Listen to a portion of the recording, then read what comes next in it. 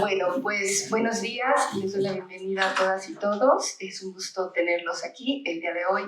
Pues me toca iniciar con la inauguración de este coloquio, cuyo título es Las islas que no existen, insularidad e imaginarios a través de la historia, la geografía y la literatura, que se va a llevar a cabo el día de hoy, 7 de mayo, y mañana, 8 de mayo, justo. Y pues también doy la bienvenida a aquellos que nos acompañan por internet. Bueno, a mí solamente me toca agradecer muchísimo al doctor Alfredo Bueno, a la maestra Flor Trejo y al doctor Jesús Baxín por habernos invitado a la inauguración de este coloquio, el cual está relacionado con un proyecto interdisciplinario que se realiza en la Facultad de Filosofía y Letras, cuyo título es el mismo del coloquio.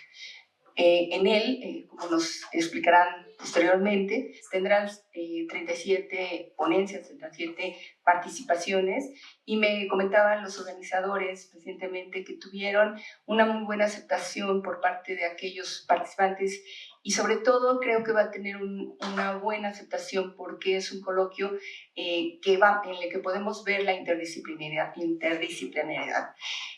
Veo en la lista de ponencias trabajos que tienen que ver con la literatura, por supuesto con la historia, con la geografía. A mí me llamó mucho la atención, decía, ¿cómo van a imaginar esa isla, no?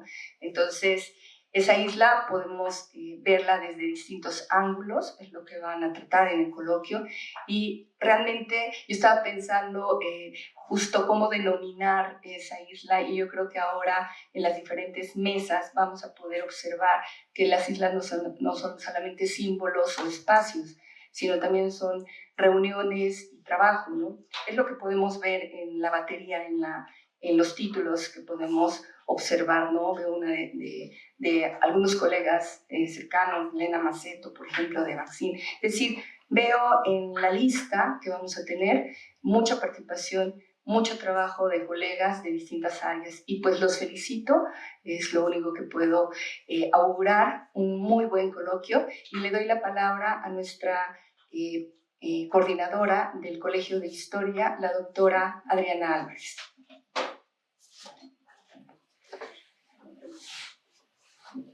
Hola, ¿qué tal? Buenos días. Pues lo primero es agradecerles estar aquí, agradecerles también a la doctora Rodríguez Van Gort, a la maestra Ana Sutsumi y a la doctora Kundalini. Agradezco también la invitación para estar en estos momentos en la inauguración de esta importante reunión académica. Bueno, ya se ha referido el título, ya se ha referido el origen, e incluso eso, ¿no? Algunas de las comentarios sobre el programa. La felicitación también se extiende a quienes nos acompañan de otras instituciones. No solamente es un ejercicio académico multidisciplinario o interdisciplinario, sino también interinstitucional o multiinstitucional, ¿no? Tenemos colegas que, si bien se reúnen aquí en la facultad a veces como docentes, pues en realidad tienen también participación en otras instituciones públicas y privadas, ¿no? Lo que demuestra, pues, como la tradición de nuestra facultad de reunir y articular intereses académicos de distintas disciplinas. Entonces, bueno, hay trabajos muy interesantes que abordan estas islas que no existen, aunque bueno, las estamos nombrando, desde la literatura, pero también desde la documentación histórica, desde la imagen, etc. Y en ese sentido creo que el proyecto pues, es un testimonio del estado de las investigaciones actualmente, ¿no? Este nivel al que hemos llegado, en el que no solamente tomamos prestados conceptos o algunas técnicas de otras disciplinas, sino que trabajamos en conjunto o miramos en conjunto un problema de investigación, como en este caso.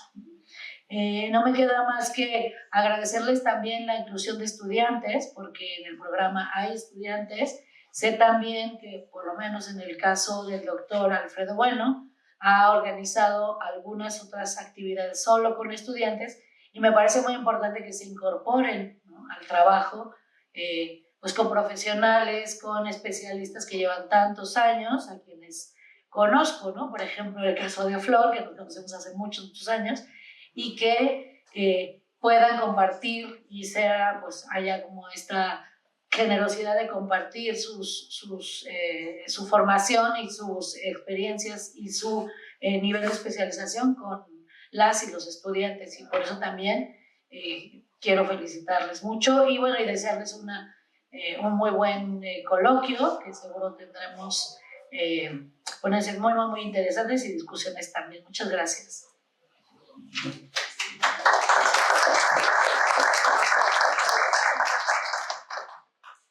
Muchas gracias, buen día. Gracias, doctora Maritances, gracias, Ana Sutsumi, gracias, Adriana.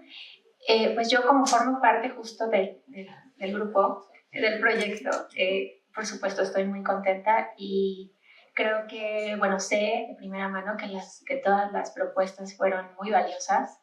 En realidad no sé cómo le hicieron para rechazarlas, porque yo no pude rechazar ninguna. Y como dices, Adriana, la participación de otras instituciones y de gente especialista con mucha preparación, y de los estudiantes, que además, pues debo decir que justo cuando yo quise entrar en el proyecto,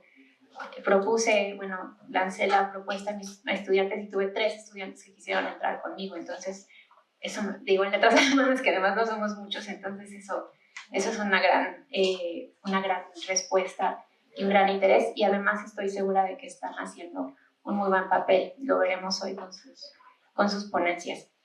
Y pues bueno, realmente quiero aprovechar estos minutos para agradecer a los organizadores, a Flor, a Alfredo y a Israel, porque en realidad nos han permitido trabajar no de una manera, diría yo, invasiva, sino más bien una manera muy independiente, pero además muy guiada, con mucho cuidado también y con una gran calidad. Incluso puedo decir, por ejemplo, que la manera en que se dictaminaron las propuestas, todo eso fue muy cuidado y los felicito realmente. Creo que es un gran ejemplo para un trabajo de este tipo, de un proyecto de investigación, y confío mucho en que lleguemos a un resultado muy valioso al final del proyecto.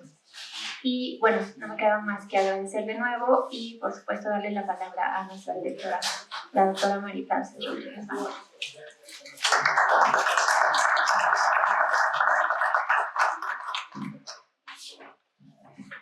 Maestra Ana Sutsumi, jefa de la división de Suayet, doctora Adriana Álvarez, coordinadora del Colegio de Historia, doctora Kundalini Muñoz, coordinadora del Colegio de Letras Modernas. Buenos días a todas y a todos. Es un honor darles la más cordial bienvenida a este coloquio, Las islas que no existen, insularidad e imaginarios a través de la historia, la geografía y la literatura, organizado por la Facultad de Filosofía y Letras con la valiosa colaboración de los colegios de Historia, Letras Modernas y el Departamento de Geografía Suayet.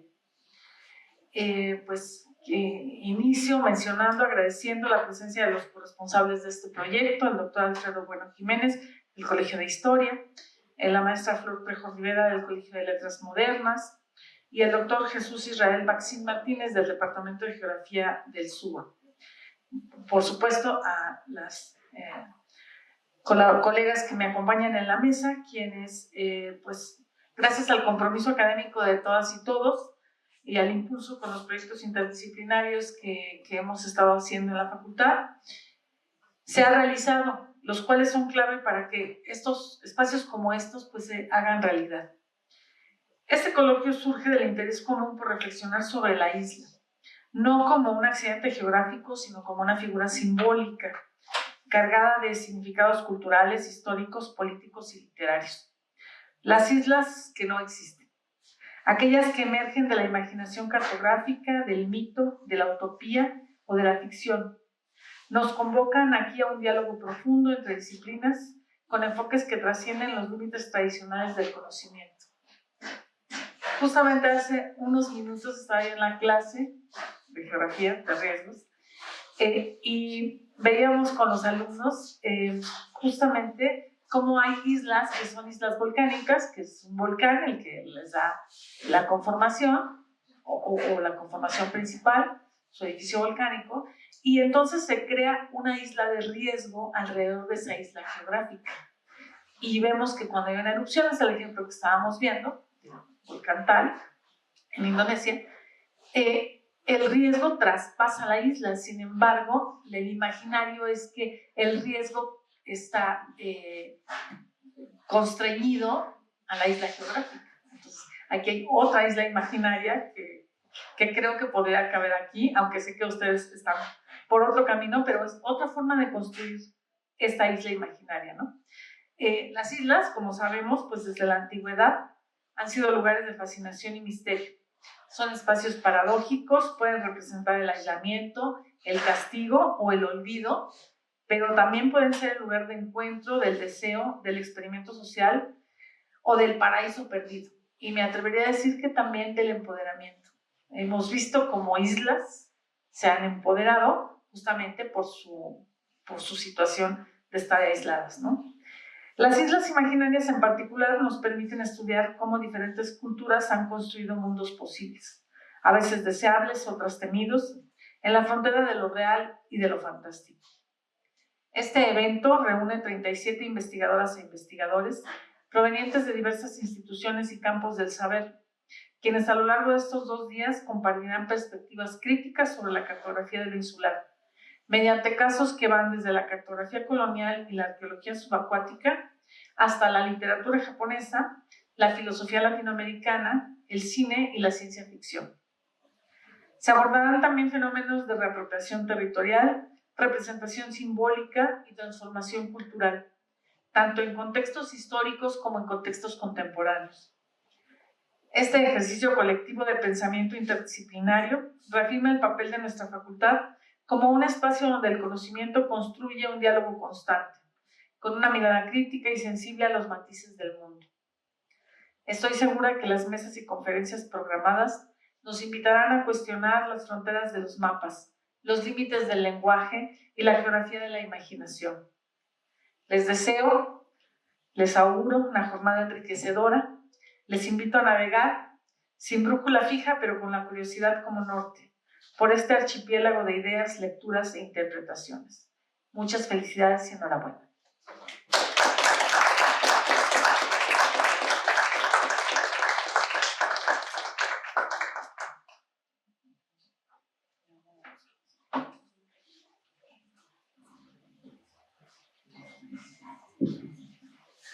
Pues muchas gracias. Les invito a continuación a quedarse. En unos minutos vamos a empezar la primera mesa con la participación de la maestra Flor Trejo Rivera, el doctor Alfredo Bueno Jiménez y el doctor Jesús Israel Baxín Martínez. Muchas gracias.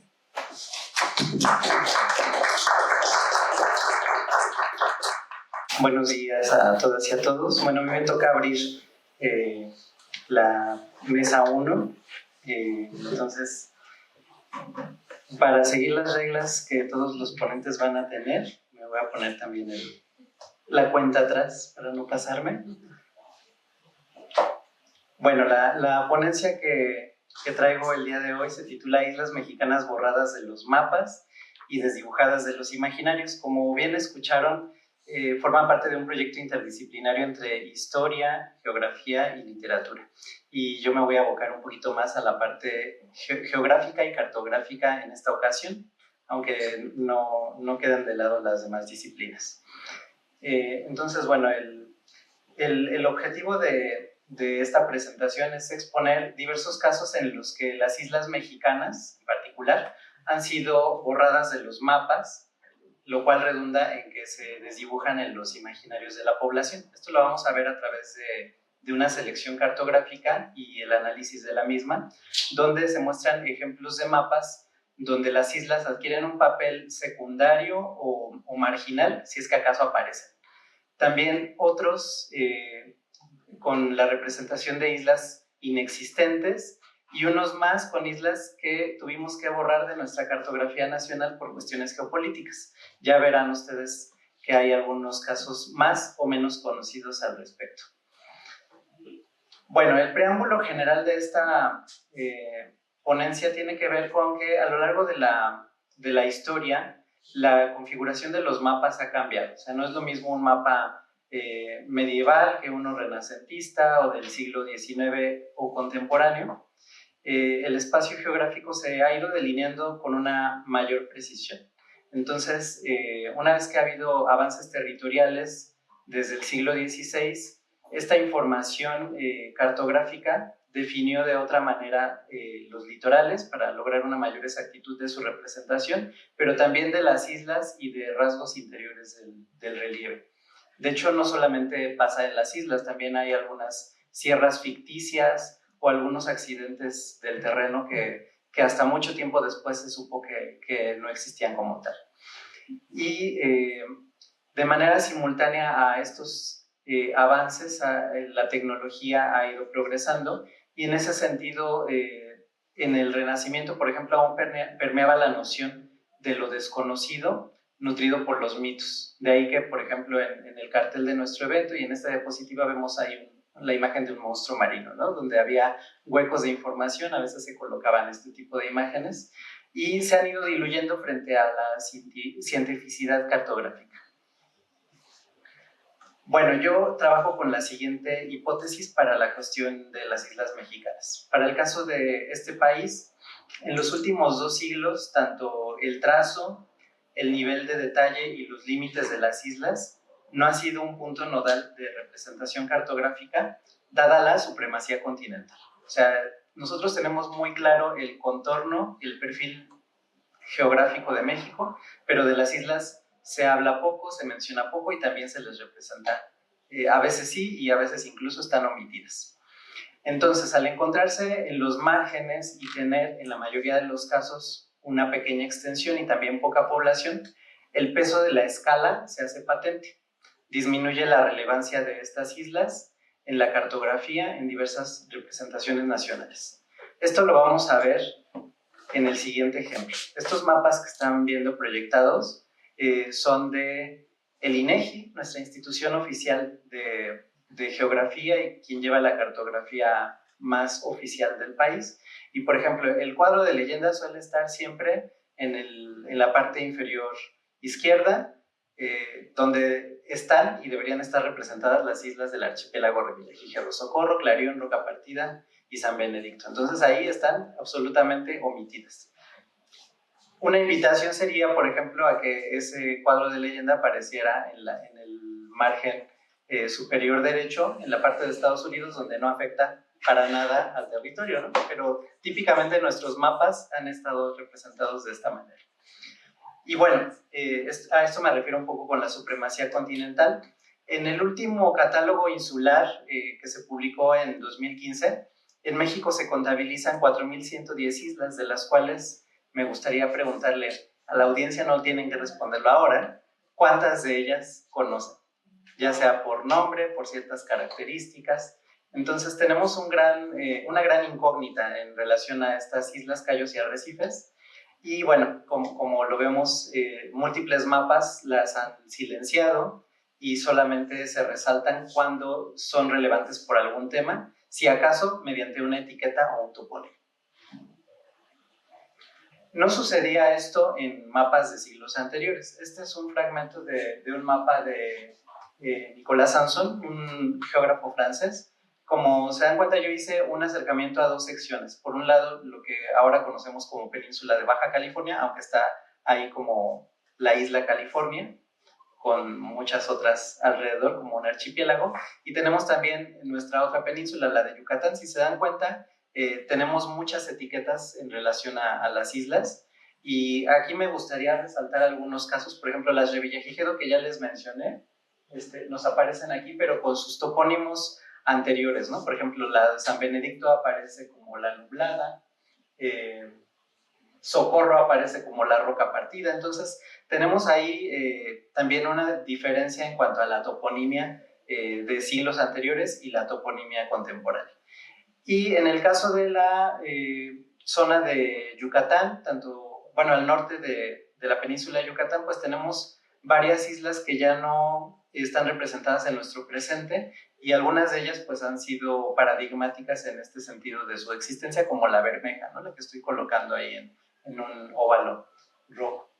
Entonces, bueno, en estos mapas de siglos anteriores se representaban varias islas y esto contribuía a la construcción de los imaginarios que permanecen en el tiempo, tal como la California y la Isla Bermeja. En relación con la Bermeja no voy a ahondar demasiado porque hay una ponencia más tarde, pero hay que decir que desde el siglo XVI, desde el mapa de Alonso de Santa Cruz de 1539, ya aparece representada, pero esta isla sigue en la cartografía en mapas muy importantes como los de Mercator, también de ese siglo, y más adelante hacia el siglo XVII y en el siglo XVIII, como podemos ver en este mapa, que es una carta general de las Indias Occidentales. Bueno, pues también tenemos a la Bermeja, pero me gustaría que observaran además otros topónimos, porque se habla de la Bermeja, pero no se habla de otras, como es el caso de los Negrillos, y hay otra isla que le llaman Zarza, que no está ahora, pero en otros mapas sí aparece. Entonces, en realidad, además de la Bermeja, tenemos otros casos de islas aparentemente inexistentes en el presente, pero que sí fueron cartografiadas en otros momentos. Bueno, en síntesis, ¿cuál es el misterio que hay detrás de esta isla Bermeja? Bueno, que hasta mapas del siglo XIX, previos a la cartografía de Antonio García Cubas, aún estaba representada. Y estos ya son mapas no de la etapa virreinal, sino del México independiente. Algo muy interesante a destacar sobre esta y las otras islas que les he comentado es que no hay una cartografía de detalle, es decir, no hay una escala concreta donde el mapa central sea la isla, sino que solamente aparecen en estas de representación general del territorio. Pero en el caso de la Bermeja, hay un estudio muy interesante hecho por la Cámara de Diputados en 2009, cuando se preguntaban dónde estaba la isla Bermeja, donde se señala que sí hay derroteros que la mencionan y que incluso señalaban que era una isla arbolada, ¿no? Entonces, en ese sentido, esos serían algunos de los indicios que hacen pensar a algunas personas que sí existió. Sin embargo, a nivel cartográfico, realmente no solamente aparece en los mapas generales y no hay mapas específicos en una escala más detallada. Entonces, es importante señalar que hay otros casos, como ya mencioné, los Negrillos o la isla Zarca o Zarza, que también han ido desapareciendo de los mapas en cuanto se hicieron corroboraciones, y que en algún islario del siglo XX, como el de Muñoz Lumbier, ya estas islas no están descritas. Entonces, es en la cartografía ya de Antonio García Cubas de finales del siglo XIX, específicamente en la Carta General de los Estados Unidos Mexicanos, donde las islas más al norte de esa sección pues son Arrecife Alacranes y Cayo Arena. Bueno, pero tenemos otras islas que han desaparecido de nuestros mapas. En particular voy a mencionar dos que han sido perdidas por cuestiones geopolíticas. En este mapa general podemos ver su ubicación. Por un lado tenemos el archipiélago del norte, que a lo mejor no les resulta tan conocido con ese topónimo, y tenemos a la isla de Clipperton con un mapa así más específico de este atolón, que es muy pequeñito, de apenas 6 kilómetros cuadrados. Clipperton no es que haya desaparecido como la Bermeja, sino que la perdimos en un fallo arbitral en 1934. El rey de Italia le dio el fallo a los franceses para que ellos tomaran posesión de la isla Bermeja. Antes, durante el virreinato de la Nueva España, se conocía como Médanos o como la Isla de la Pasión. Pero el gobierno de Porfirio Díaz, aunque presentó cartografía como un sustento en defensa de la isla, en realidad no fue lo suficiente para defender la postura. En realidad aparecía en pocos mapas, y yo lo que les comparto aquí es un mapa de justo de 1921 todavía, donde si se dan cuenta aparece en esta sección de abajo la isla Socorro de Revillagigedo y Clipperton. Acá está la ampliación. Entonces todavía en mapas de 1921 aparecía como parte del territorio nacional, pero es con una reforma de 1934 que se tuvo que borrar de la Constitución política. El otro caso a destacar es el archipiélago del norte, que En la cartografía contemporánea se le conoce como las Channel Islands, que están frente a Santa Bárbara, en California. De estas tenemos un poco menos de noción, pero es importante resaltar que cuando se firma el famoso Tratado de Guadalupe Hidalgo en 1848, donde México cede parte del territorio de California y lo que hoy son Arizona y Nuevo México, estas islas no se incluían en el tratado. Por consiguiente, tendrían que ser mexicanas, pero no es así. Estados Unidos se apropia cuando se queda el territorio de California también de estas islas, y estas son menos conocidas que la Clipperton. Mi hipótesis también sería que tiene que ver con que sobre Clipperton se han escrito, por ejemplo, varias novelas, ¿no? Está La Isla de la Pasión de Laura Restrepo, Isla de Bobos de Ana García Bergua, pero de estas islas casi no se hace mención, y estas son muy relevantes tanto por la extensión y obviamente por la ubicación estratégica. Y bueno, traigo otros ejemplos muy curiosos. Estos ya son del siglo XX. Vean, este es un mapa, el de la izquierda es un mapa de INEGI, una carta topográfica de la zona de Juncalito en Baja California Sur, y hay una isla con la nada despreciable extensión de 27 kilómetros de largo, que es la Isla del Carmen, que está omitida en la cartografía. Esta es la imagen satelital del lado derecho, y del lado izquierdo, pues si se dan cuenta, sí aparece esta isla pequeña que es la de los danzantes, pero la Isla del Carmen resulta que no la representaron porque no hubo un sobrevuelo. Entonces ahí hay una gran inconsistencia cartográfica. La isla existe, es muy relevante porque ahí hay salinas, estas fueron explotadas durante el siglo XIX y XX, y también tuvieron un pueblo de hasta 400 personas, y simplemente el INEGI la omitió. Bueno, entonces estas islas han estado desdibujadas de los imaginarios. Como nos dice Paul Theroux, una isla es una pieza fija y finita de la geografía. En ese sentido, bueno, vienen varias interrogantes. La primera es si la invisibilización cartográfica de las islas en los siglos recientes ha contribuido a que se les desdibuje del imaginario de la población en general. En ese sentido, por ejemplo, más allá de Cozumel, Isla Mujeres, las Marietas, las más conocidas, digamos, por cuestiones turísticas, ¿cuántas de ellas conocemos a detalle? ¿Cuántas reconocemos? ¿Y cuántas realmente, más allá de una etiqueta de un nombre, podemos describir o decir qué tienen en su geografía?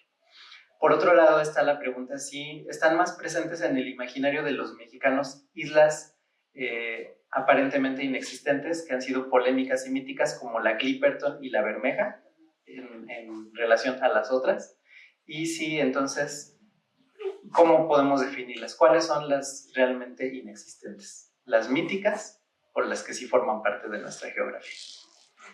Y bueno, casi para ir cerrando, les muestro aquí algunos encabezados de notas periodísticas recientes que tienen que ver con el fomento turístico de alguna de ellas. Hace un par de semanas, por ejemplo, también hubo una polémica en Baja California Sur sobre la venta de la isla Cerralbo, es esta nota, pero si se dan cuenta en el encabezado ni siquiera mencionan el nombre de la isla, ¿no? Dicen una isla se puso en venta y desata indignación, pero ni siquiera nos dicen cuál es. Entonces esto es muy tendencioso y también las invisibiliza.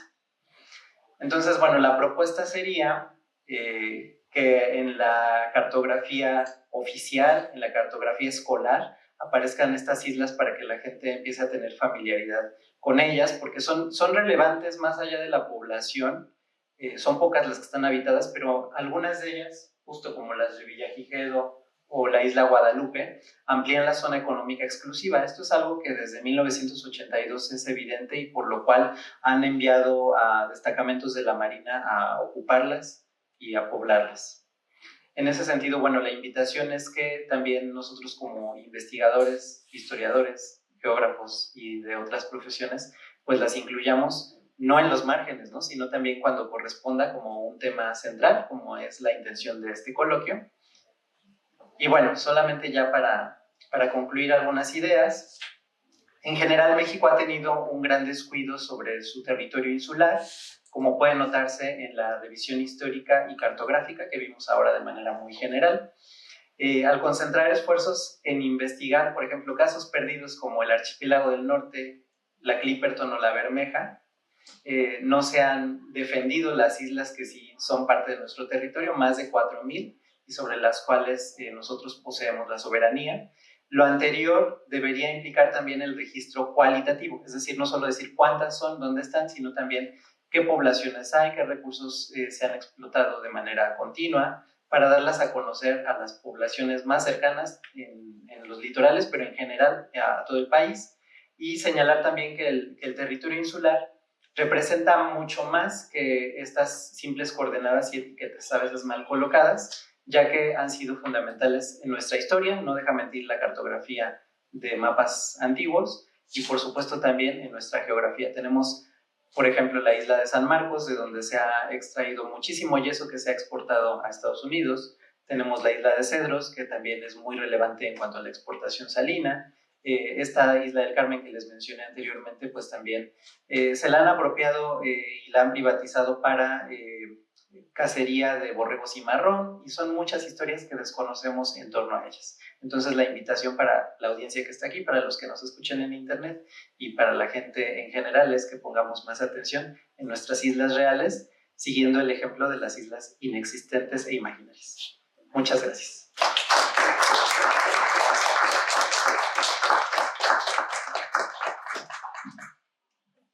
Bueno, vamos a seguir la segunda ponencia. Buenos días. Bueno, me da mucho gusto pues estar en esta primera mesa acompañado de dos académicos, bueno, tres académicos que respeto muchísimo. La propuesta de la ponencia precisamente surge de una pregunta que me hizo precisamente el doctor Jesús Israel Bajín en un encuentro que tuvimos los académicos, precisamente sobre cuestiones cartográficas, ¿no?, que vimos, y me preguntó, Alfredo, ¿por qué no aparece precisamente la isla de Cuba? Y me hizo una pregunta que, bueno, yo la había visto evidentemente en la cronística temprana de la época colombina, pero revisando un poco lo que era la producción científica que se había hecho, pues no había ningún solo artículo. Precisamente la temática que se propone acá es un producto de investigación que está en curso, que se va a presentar para el dossier de la revista de Trali, que precisamente va a tener como eje temático el tema de las islas que no existen, que seguramente que muchos de los compañeros y compañeras que están aquí presentes pues van a presentar pues una propuesta. Yo, para elaborar evidentemente este producto de investigación que está en curso, parto de la cronística temprana, sobre todo para identificar muchos de los topónimos que aparecen en mapas que evidentemente tienen un halo o una reminiscencia asiática, y ahí de una manera forzada intenta adaptarse Cuba o termina desapareciendo. Evidentemente parto del tomo 1 de la historia de las Indias de Fray Bartolomé de las Casas, que incorpora todo lo que es el diario de a bordo de Colón, porque el diario de a bordo como tal pues no se ha conservado. Me interesa mucho, bueno, la mayoría de las crónicas que tienen ahí es muy importantes, pero destacaría sobre todo la historia del almirante de Hernando Colón, sobre todo porque incorpora el cuarto viaje donde participó él mismo, y hubo escalas esporádicas en Cuba, pero son muy importantes evidentemente para la percepción de la cartografía, y sobre todo en tierras continentales, porque se funda la primera villa en el llamado entonces Nuevo Mundo, que es Santa María del Belén, en 1504, que Colón le da también el nombre a todo ese espacio geográfico como Veragua, y va a ser importantísimo también en la cartografía. Y bueno, después los compendios documentales, pues donde hay fragmentos de texto, referencias que evidentemente son muy importantes. Y todo esto, pues evidentemente se complementa con estudios críticos actuales, donde yo quiero destacar dos. Bueno, Jesús Varela Marcos, de la Universidad de Valladolid, que él es el coordinador del SIDOC, de un seminario de expediciones y descubrimientos, precisamente en etapa colombina. Tiene muchísimas publicaciones, yo destacaría la cartografía colombina, y después de McIntosh, Gregory McIntosh, que tiene también una producción precisamente sobre cartografía temprana del Mar Caribe, destacaría sobre todo un estudio que tiene de un mapa, del mapa de Piri Reis, un mapa turco-otomano, hecho en piel de gacela, muy famoso, que permite evidentemente entender lo que es la cartografía colombina, porque desafortunadamente no tenemos los portulanas o cartas marítimas que realizó Colón. Podemos tener una idea, un aproximamiento a partir de cartas postcolombinas, y esta es una, ¿no?, que se basó precisamente en lo que era en los escritos y cartas que había elaborado Colón. Cuba es muy llamativo porque dentro de toda la producción de cartas marítimas que hay dos vertientes muy claras. Una que la omiten, y precisamente esa es la que yo me estoy enfocando para la elaboración del estudio, y otra que sí la presentan, pero evidentemente los perfiles, los litorales no están bien marcados, porque es una isla que, a pesar de que es la más grande, evidentemente, del archipiélago de las Antillas Mayores, digo del archipiélago porque hay toda una sectorización, subdivisión en archipiélagos de todo lo que es el mar Caribe, a pesar de que es la más grande, llamativamente es una de las islas que más se omite en la cartografía temprana. Incluso algunos mapas que acaba de proyectar mi compañero, donde aparecía la península de Yucatán, llamativamente, aunque no lo abordo en esta conferencia, se fusiona Cuba con Yucatán. Hay todo lo que es una confusión muy interesante. Entonces, ¿cómo era la concesión que había, evidentemente, del espacio americano? Bueno, el espacio americano, o desconocimiento del espacio americano, es en esencia el último cuarto del siglo V y primer cuarto mejor del XVI.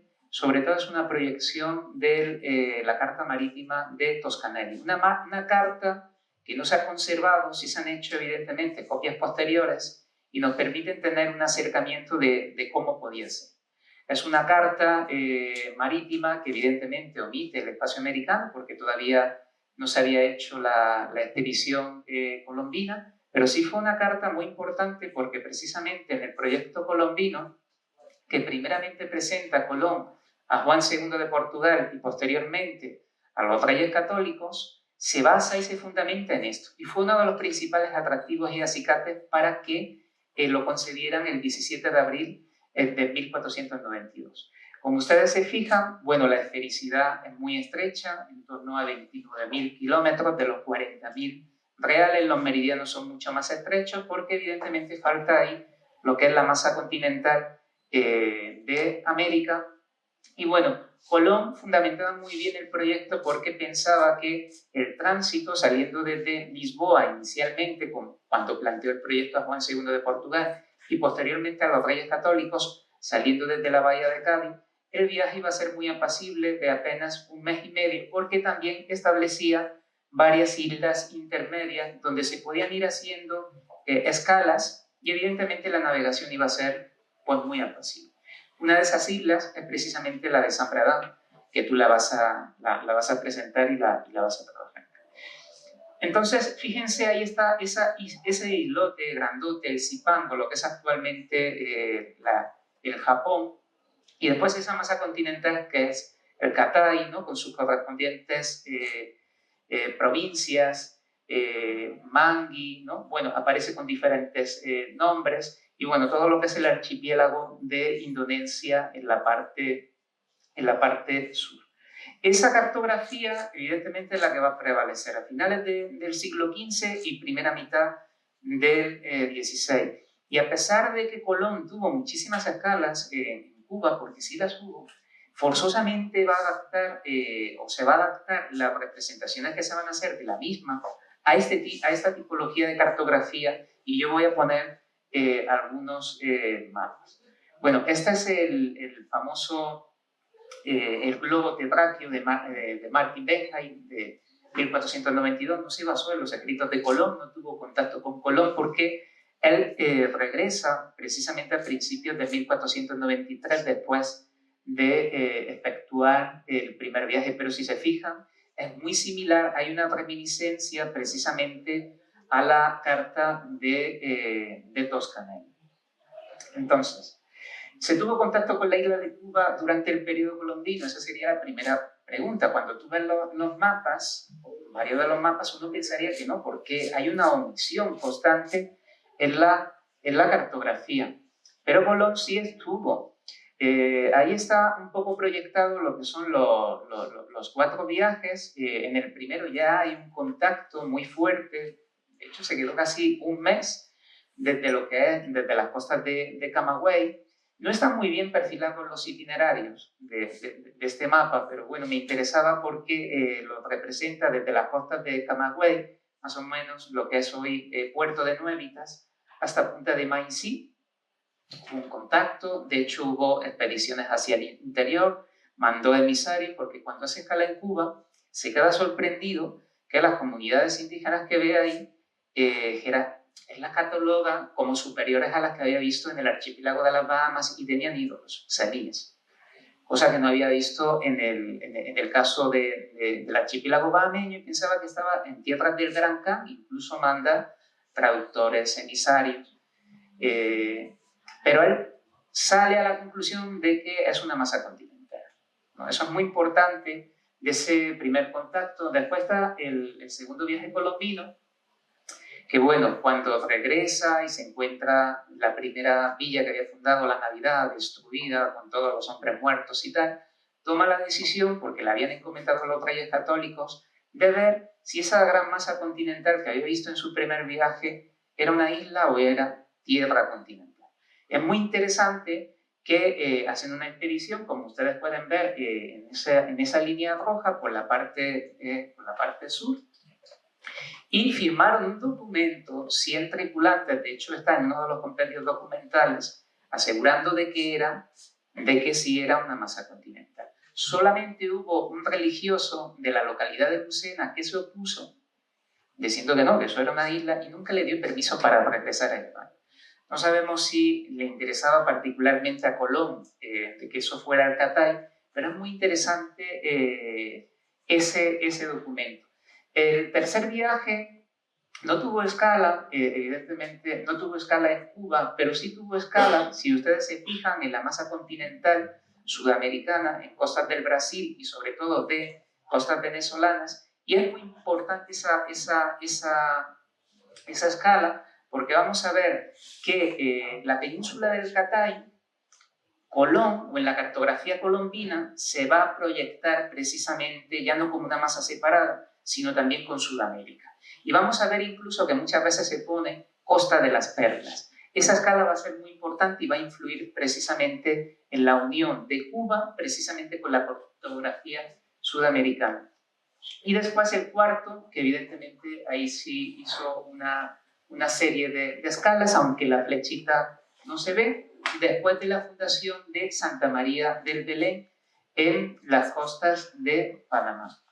Bueno, ahí un poquito se ve lo que es el itinerario, la nomenclatura, bueno, los nombramientos, cómo fueron nombrando cada una de las ciudades. Y hubo algunos nombramientos que siguieron el protocolo que se tenía, sobre todo cuando se hacía una escala con el notario y tal, y otros fueron nombramientos simbólicos. Desde el mismo barco se le iba dando nombre a las diferentes islas, y el 28 de octubre llega a la isla, a Cuba, ¿no? Desde Puerto de Nuevitas, lo que pertenece a la provincia de Camagüey, hasta Punta de Maicí, y sí estuvieron ahí varias semanas.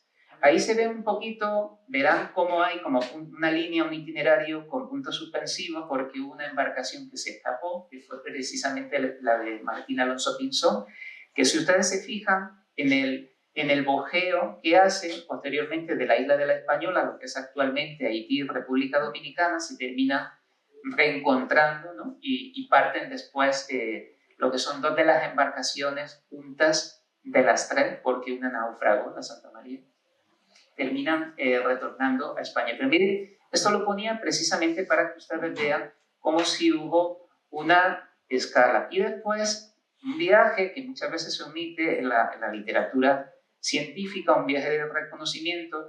Cuando retorna a Colón, repito, encuentra la Navidad destruida, funda una segunda villa, que esa va a ser el primer establecimiento permanente en el Nuevo Mundo, que es la Villa de la Isabela.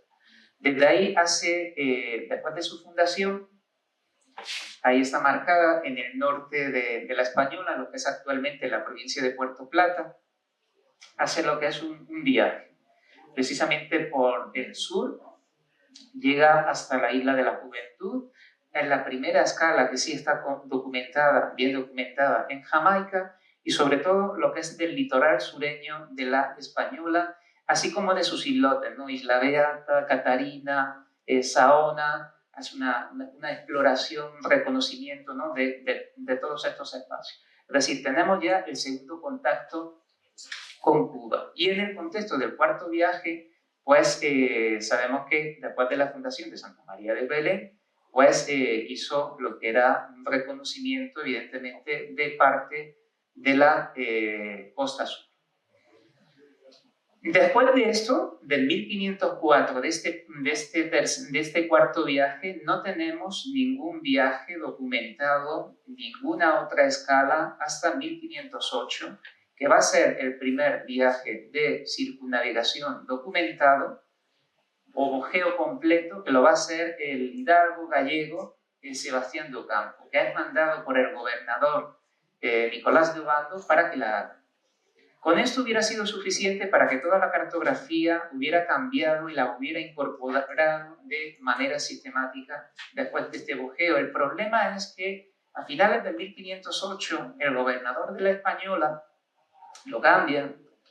De hecho, se hace a finales de 1508, principios de 1509, el juicio de residencia, y todo esto como que quedó en un segundo plano. Todo lo que era la documentación que aportó Sebastián de Ocampo. Ese viaje fue muy importante. De hecho, nombró lo que es actualmente La Habana el puerto de Cárdenas, que así es como aparece en la mayoría de la cartografía temprana. Después, fíjense, el proceso de exploración y conquista de la isla en 1511, 1512, pues se inicia en esta fecha. Ya pasó rápido porque no me quiero comer tiempo de mis compañeros. Los procesos de fundación de villas tempranas, la expedición, evidentemente, de Francisco Hernández de Córdoba hacia el espacio mesoamericano, esos mapitas están en un artículo que se publicó hace un par de años sobre pertrecho, matalotajes, que precisamente sacamos en la revista de cuadernos americanos, la de Juan de Grijalva, 1518, y después la de Hernán Cortés, 1519. Sin embargo, a pesar de todos estos contactos, expediciones y fundaciones, muy particular que va a haber una persistencia muy fuerte en la cartografía temprana. Y de hecho, voy a saltarlo, voy a poner nada más algunos mapas, porque sí me había extendido un poco más de la cuenta. Bueno, les pongo este mapa, nada más para que vean de los muchísimos que hay. Este es el de Piri Rey 1503. Es decir, ya se habían hecho todas estas expediciones colombinas, los procesos de conquista de la isla, y se están empezando a fundar ya villas. Pero, ¿dónde está ahí? Uno pensaría que puede ser incluso esa isla, la más grandota, que está incluso remarcada, ¿no? Coloreada con un color rojo, pero no, ese es el Zipango y es concretamente la Española. Y cuando uno profundiza en el mapa, va viendo las nomenclaturas. Nomenclaturas es un mapa que está en turco otomano, ¿vale? De la época, hay que traducirlo, y después, evidentemente, pues ver, ¿no? Los topónimos, ¿no? Las referencias, las traslaciones literarias que evidentemente hay. Fíjense, una de ellas pone Histonasia. Esto está en Asia. Pero después aparece lo que es Puerto Grande, que evidentemente es una de las nomenclaturas de los topónimos que utiliza para nombrar uno de los extremos de la isla en la provincia de Guantánamo, en Punta de Maicí. Bueno, aparece también lo que es la traslación de Punta Orofai, un concepto taíno que toma, evidentemente, recoge Colón de la segunda carta de relaciones, así se ha conservado. Y aparece también. Miren, es algo, bueno, caos, se plantea si es una transliteración, si probablemente sea un término de Cuba. Aparece también la nomenclatura de Ile Tursamanje. Aquí se plantean varias hipótesis, si puede ser el Peroneso, esa tierra bíblica del Peroneso, Tarlamanca, que es una comunidad o grupo étnico que documenta Colón en Centroamérica en el contexto de su cuarto viaje, pues Tarsumanay o Jamaya, que sería uno de los primeros términos de Jamaica. Claro, ¿dónde queda Cuba? Pues Cuba está integrada en la cartografía asiática. Es muy interesante, pues ese islote, hacemos planteamientos hipotéticos de cuál puede ser. Probablemente esta salida sea Punta de Maizi, es un planteamiento hipotético de acuerdo al planteamiento que se hace. Colón en el primer viaje y en el cuarto señala que Cuba es una isla, no una isla, es una tierra que se desplaza hacia el norte. Y precisamente los mapas, la configuración que tienen es de un eje, ¿no? Vertical norte-sur. Otro puntito interesante que tiene el mapa, precisamente aparece el término de Alfiridad, Castillo de la Perla. Claro, y es que en el cuarto viaje precisamente llega a las costas de Cumaná, que son precisamente el archipiélago perlífero, está Cubagua, Cochi, Margarita, ¿no? Que van a ser el motor económico del Imperio Español durante el primer cuarto del siglo XVI. Fíjense, está fusionando Cuba con todo lo que es el territorio y los litorales de Venezuela en un solo mapa. Y bueno, pues fíjense, ese mapa mundi, nada más con este, me voy a poner otro más.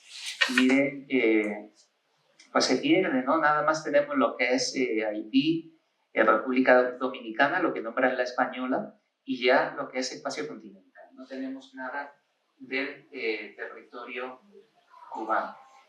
Pues muchas gracias.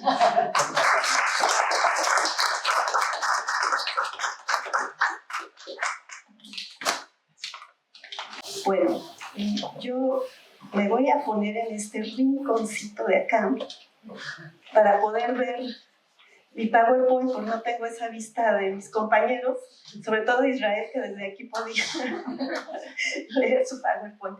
Bueno, algo que me emocionó mucho de este proyecto de las islas que no existen es tratar de entender una novela de Umberto Eco que se llama La isla del día de antes, que leí hace como, yo creo, 20 años, y en ese momento me fascinó su capacidad de trasladar a una novela misteriosa, como suelen ser las de Umberto Eco en todos los sentidos, todo el tema de cómo navegar, cómo llegar a un lugar desde un punto a otro, y sobre todo, cuál es el tema de la coordenada de la longitud, que es muy compleja.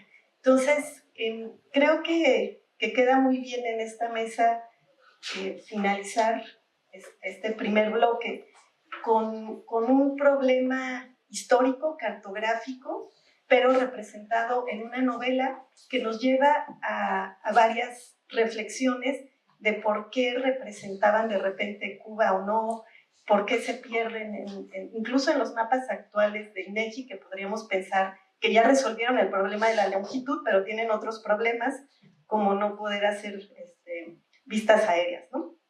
Entonces, Umberto Eco, que se ve que estaba fascinado por el tema de las tierras incógnitas, escribió sobre la importancia de las tierras largo tiempo soñadas, descritas, buscadas y registradas en los mapas. En sus reflexiones señala que buscar y descubrir islas inexistentes sirvió para revelar otros misterios. Esta novela, La isla del día de antes, es una historia que expone el reto que implicó para los navegantes europeos encontrar la forma de medir el tiempo en alta mar y con ello poder establecer la coordenada de la longitud. ¿Dónde está la isla de esta novela? Existe una isla con este nombre y con esto abro, porque en realidad mi pretexto, yo encuentro cualquier pretexto para hablar de navegación. Les quiero contar realmente de qué se trata el tema de la coordenada de la longitud y cómo esto impactó en islas que en algún momento se ponían en los mapas e islas que no se ponían en los mapas. ¿De qué trata esta historia?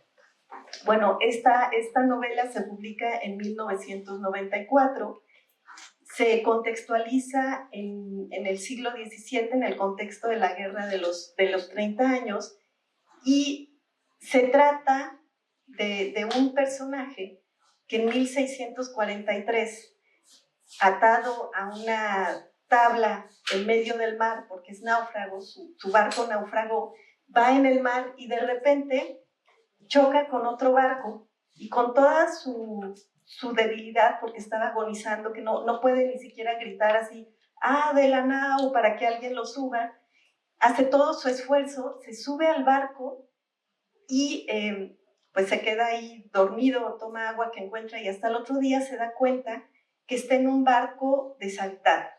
Entonces, en la novela entra, al principio el barco es una isla, se vuelve una isla y ahorita vamos a ver cómo esta isla está frente a otra isla. Pero en esta aventura de Roberto de la Greve, que es el nombre del personaje, él dice en sus memorias que le está escribiendo a su amada que está en París, que por cierto, muy de la época, la amada en París no sabe que es amada, pero es motivo de la inspiración de Roberto de la Greve, quien en un diario le va narrando todas sus reflexiones y todo lo que está pasando a bordo. Humberto Eco utiliza este recurso para, como historiador, haberse encontrado los documentos y a partir de ahí reconstruir de lo que dice este personaje y él mismo agregar sus propias reflexiones a partir de la revisión de tratados náuticos de la época, tratados científicos, etc., ¿no? Entonces es la forma, creo yo, más rica, compleja y enriquecedora que he encontrado en una novela de tema náutico. Bueno, pues Roberto dice a su amada, dice: soy, creo, a memoria de hombre, el único ser de nuestra especie que ha hecho naufragio en una nave desierta. O sea, era el colmo de los colmos, porque además en esa época no se sabía nadar, o sea, ningún marinero sabía nadar, entonces él está en un barco donde no hay nadie, donde no hay un esquife, no hay una lancha que le permita salir a explorar, y ese barco se encuentra anclado frente a una isla. ¿Cuál es el escenario geográfico de esta historia? Es el Océano Pacífico y en un momento en que la exploración en el Océano Pacífico es muy compleja porque no se puede establecer la coordenada de la longitud y ahorita vamos a ver por qué, pero nada más para que veamos dónde sucede esta historia y se trata de la búsqueda de las Islas Salomón. Y ahora vamos a ver la importancia de estas islas.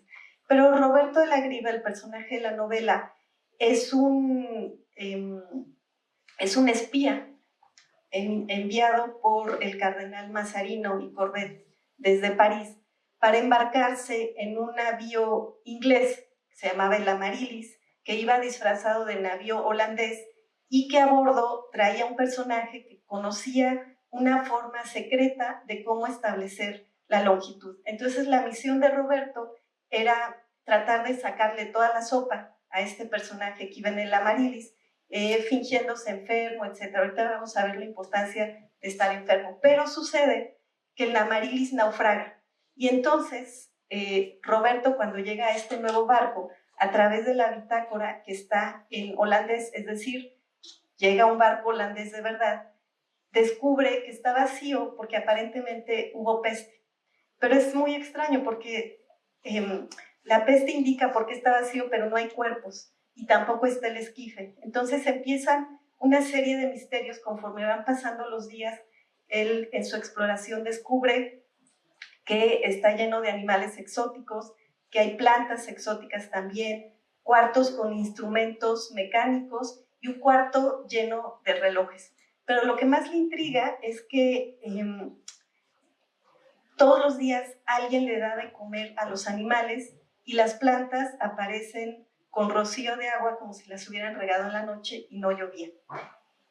Ese misterio lo empieza a volver loco, entonces empieza a explorar todo el barco para encontrar al intruso y por fin localiza un jesuita, que ese jesuita, ya cuando se dan cuenta que son los dos únicos a bordo y al jesuita no le queda otra opción más que contarle cuál es la historia del barco y su presencia, resulta que ese barco llamado el Dafne también traía toda una estrategia para encontrar el secreto de la longitud.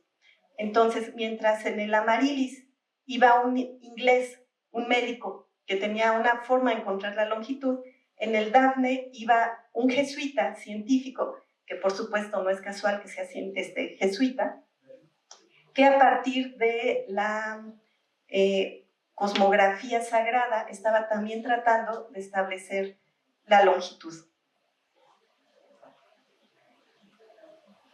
Para entender cuál es el nodo de esta propuesta, tenemos que ver lo que decían los tratados de navegación clásicos españoles, que son en los cuales el resto de europeos aprendió a navegar, justamente porque a los españoles pues les tocó ser los primeros en resolver el tema de la navegación de altura al establecer y ampliar sus terrenos imperiales hasta el Nuevo Mundo. Es muy interesante lo que dicen como definición estos tratados de navegación, comparando lo que es caminar en tierra firme y lo que es navegar en el agua. Martín Cortés, en su breve compendio de la esfera, comparando esto, tierra y agua, dice, el de la tierra es firme, este flexible. El de la tierra es quedo, este movible. El de la tierra señalado y el de la mar ignoto. O sea, el hecho de que el camino de la mar no se puede conocer porque no hay una carretera como tal, no hay un camino que a fuerza de pasar muchas veces se genere una brecha. Es decir, aunque un barco navegue, no va a dejar una estela que perdure para los siguientes navegantes. Y por otro lado, pues también eso implica que es muy peligroso, porque no hay camino, no hay señal, y es una cosa muy ardua guiar el mar por un espacio donde solo se puede ver agua y cielo, es decir, el horizonte, donde no tenemos ninguna referencia geográfica visible, impide tomar estrategias de navegación que ya se conocían antes cuando se hacía navegación en el Mediterráneo, donde se podía ver la costa.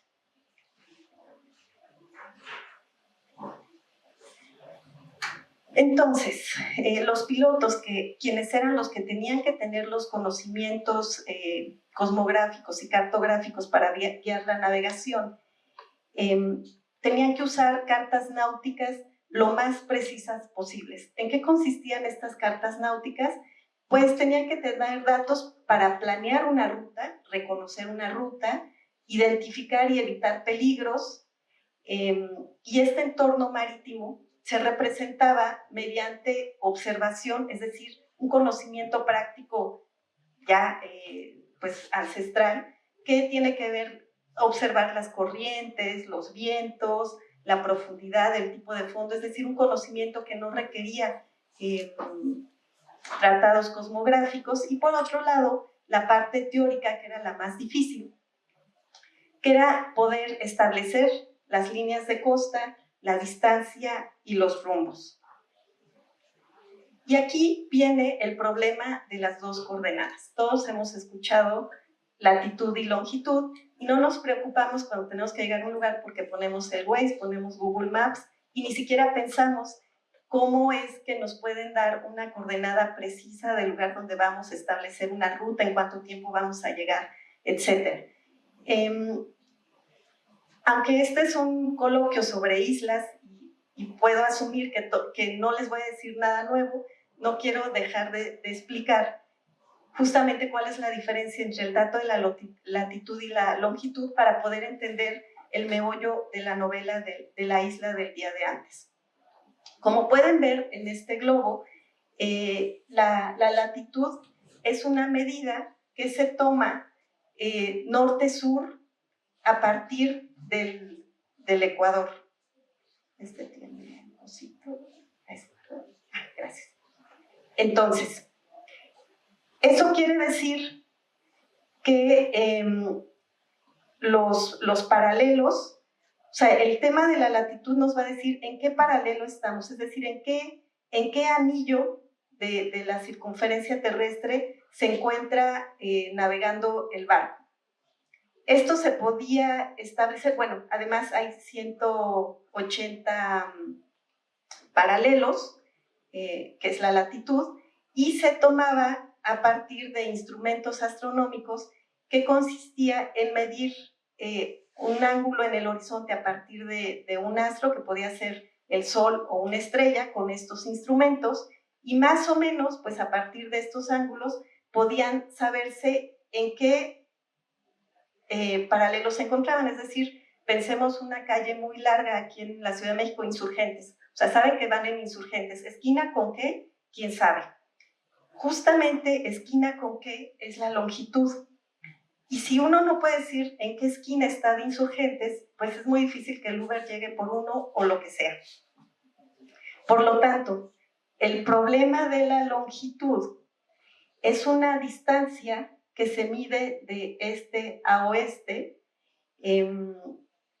sobre una línea imaginaria, recorre es esta línea imaginaria que va del polo norte al polo sur, y si se dan cuenta, pues justamente esta es la esquina, ¿no? O sea, aquí, si estoy aquí en coordenada longitud con coordenada latitud, sé exactamente en qué punto estoy. Pero esta coordenada solo se podía obtener midiendo el tiempo, es decir, cuánto tiempo llevaban navegando esa distancia.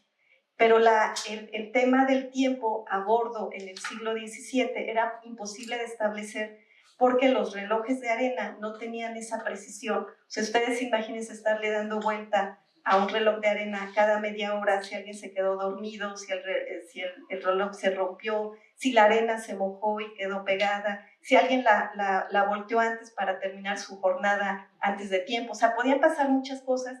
También existían relojes de péndulo, pero por el movimiento de los barcos era imposible que hubiera precisión. Entonces, en el siglo XVII, las diferentes coronas navegantes fomentaban premios para ver quién lograba resolver este tema. Y justamente estos dos barcos, el Amaryllis y el Daphne, traen dos propuestas de cómo resolver el aspecto de la longitud.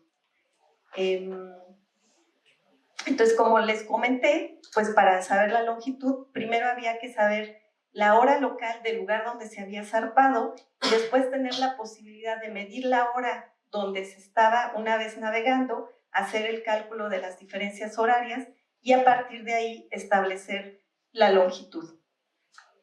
Eso se hacía equivalente a una hora de diferencia, equivale a 15 grados de longitud. Entonces, con eso se hacían cálculos y se podía establecer el dato. ¿Qué pasaba a bordo del Amaryllis? O sea, ¿cuál era el secreto que Roberto de la Grip estaba destinado a descubrir para establecer la longitud? Pues era una estrategia que tenía que ver con la magia simpática y se trataba de una propuesta de un médico inglés que es Sir Kenelm Digby, que de hecho sale como personaje un poco alterado su nombre, pero se supone que va a bordo del Amaryllis, donde él propone que como médico, que por ejemplo, si tú recibes una herida con una espada, la forma de curarte es echarle unos polvos a la espada, la cual estos átomos, o sea, la espada tiene sangre, entonces los polvos sobre esa espada, los átomos se van a ir volando y van a haber una simpatía entre la sangre que está en la espada y la sangre que está en la herida, y entonces esos átomos volando van a llevar el ungüento mágico y se va a curar la herida. ¿Cómo podía aplicarse esto a la longitud? Pues alguien pensó, y justamente está en este documento, que no se sabe si este panfleto, donde se propone un método justamente a través de estos polvos mágicos para saber la longitud, no se sabe si fue una broma o de verdad lo intentaron, pero proponía que antes de zarpar se le hiciera una herida horrible a un perro con un arma, el arma se quedara en el puerto, o sea, tomaran la hora en la que le están haciendo la herida. El arma se queda en el puerto, el perro se ve en el barco. Al perro hay que evitar que le cure la herida porque es la forma en que van a saber la hora, porque a una hora fija en el puerto le iban a echar unos polvos al arma, unos polvos para que el perro se irritara. Entonces echaban, o pongan ustedes a las 6 de la tarde, una cosa irritante sobre la espada, y a las 6 de la tarde, hora local donde estuviera el barco, el perro iba a aullar. Entonces decían, ahorita en el puerto está la hora, entonces ahorita este perro está aullando, entonces hacían sus cálculos y podían establecer la longitud. Por suerte para el perro que iba en el Amarilis, el barco naufragó. Entonces ahí terminó su tortura, y Roberto de la Grip, pues una vez que tuvo acceso a ver cuál era el secreto, tenía sus dudas de que realmente fuera efectivo el tema del perro. Pero lo que es muy interesante es que en el diálogo con el jesuita hace toda una disertación para demostrarle a Roberto de la Grip que están justo enfrente de las Islas Salomón, que están en el meridiano, en el antimeridiano 180, ya me pasé de tiempo, entonces voy a ir cortando, pero también se los dejo así para que lean la novela, que están en el antimeridiano 180, pero lo magnífico es que el barco quedó anclado justo en ese meridiano. Entonces, cuando observan la isla Salomón, la isla está en el día de ayer, y los que están en el barco están en el presente y la isla está en el pasado. Entonces, con este tema juega mucho Umberto Eco de una forma magnífica, pero después su libro, casi él como el historiador que encontró los papeles de Roberto de la Grip, empieza a hacer una disertación para tratar de comprobar si efectivamente estaban en los 180 grados antimeridiano, y concluye que no, que estaban en otro lado, en las Islas Fiji. Pero su reflexión, con la reflexión de él, es con la que quiero cerrar esta ponencia. En la novela, en este tema de decir que no estaban donde decían que estaban, dice: nuestro único consuelo es que todos estos cavilos son absolutamente insignificantes desde el punto de vista de nuestra incierta novela. Lo que el padre jesuita le dice a Roberto es que ellos están en el meridiano 180, que es la antípoda de las antípodas, y allí en el meridiano 180 están no nuestras islas Salomón, sino su isla Salomón. ¿Qué importa además que esté o no esté? Esta será, si acaso, la historia de dos personas que creen estar, no de dos personas que están. Y cuando se escuchan historias y es dogma entre los más liberales, se ha de suspender la incredulidad. Es decir, pues si ellos creían que era su isla Salomón, era la isla Salomón, ¿no? Y con esto creo que ya terminé. Sí, con esto terminé y muchas gracias.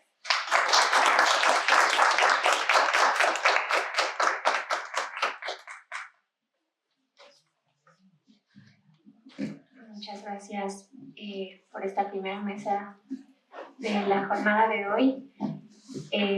Muy interesantes las tres versiones. Además tuvimos oportunidad de ver las tres aproximaciones, ¿no? La geográfica, la histórica, la literaria. Yo lo disfruté mucho, muchas gracias. Tenemos un poquito de tiempo para alguna pregunta. 5 minutos. Sí, bueno, pues felicidades a los tres. Sus investigaciones son muy enriquecedoras para los que tenemos esta pasión justamente por la cartografía histórica. Mi pregunta sería con relación a la explicación que nos dio el doctor Maxim sobre estos cambios que hay en los nombres que se dan a estas islas. Es muy curioso porque cree que estas modificaciones que sean u omisiones son debido a estos cambios, por ejemplo, la isla Nublada, me parece, que posteriormente se pudieran empezar a investigar y que ya no la encuentren. Entonces entra toda esta idea de que ya desapareció, de que ya no está, se empieza a crear como esa historia, ¿no? Alrededor de esta isla. Y con relación a los mapas, recuerdo mucho el atlas de Antonio García Cubas, el atlas pintoresco, en donde es el mismo mapa que aparece en todas las láminas, pero hay dos, uno en particular que es el de vías de comunicación, en donde elimina todas las islas. Ya no aparece ninguna, porque le da preferencia a marcar estas vías de comunicación cuando en sus mapas posteriores sí vuelven a aparecer y entre ellos aparece la Isla Bermeja. Gracias por la pregunta, Mayra. Falta hacer estudios sobre las equivalencias toponímicas. En el caso de algunas islas muy representativas como esta que dices, la Nublada, bueno, pues se sobreentiende que es la isla San Benedicto, porque también tiene un volcán activo, entonces estas nubes estaban relacionadas con el volcán, pero cambian de nombre, tanto Socorro, Roca Partida y Nublada, a finales del siglo XVIII. De esas se sabe, pero hay otras islas en las que no ha habido como muchos estudios, o incluso conocemos el topónimo contemporáneo, pero ignoramos los topónimos indígenas, por ejemplo, las que estaban habitadas antes de la llegada de los españoles, ¿no? También ahí hay un borrado, una invisibilización toponímica. Entonces, falta un poco un estudio más de equivalencias. Yo he tratado de hacerlo sobre las islas de California, de Baja California, y también hay una tesis, y más tarde, no es cierto, mañana va a haber una presentación sobre los topónimos de las islas mexicanas, pero basadas más en los nombres actuales. Entonces sí falta más escarbar sobre la cuestión histórica en los mapas. Y esto que comentas de la cartografía de García Cubas, efectivamente la Bermeja la representa todavía en el atlas pintoresco y también en los mapas estatales de Yucatán antes de 1886, antes de esta carta general que yo les proyecté. La Bermeja todavía aparece por ahí, pero me falta también indagar si hicieron algún tipo de corroboración en el Golfo de México, porque después ya la borra. Entonces, faltaría como investigar qué sucede con ese caso en concreto, y son importantes en las vías de comunicación marítima, entonces qué mal que las haya borrado de ese mapa. Muchas gracias.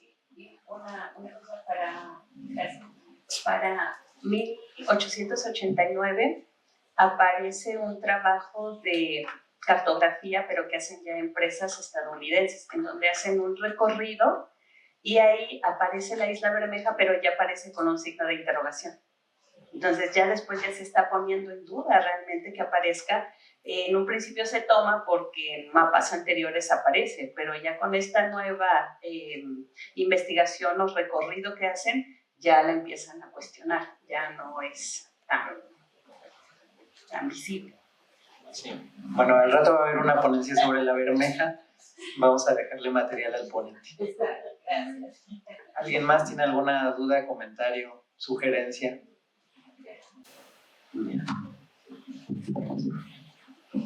Bueno, estamos por terminar esta primera mesa y les invitamos a que se queden a nuestra siguiente mesa. Muchas gracias.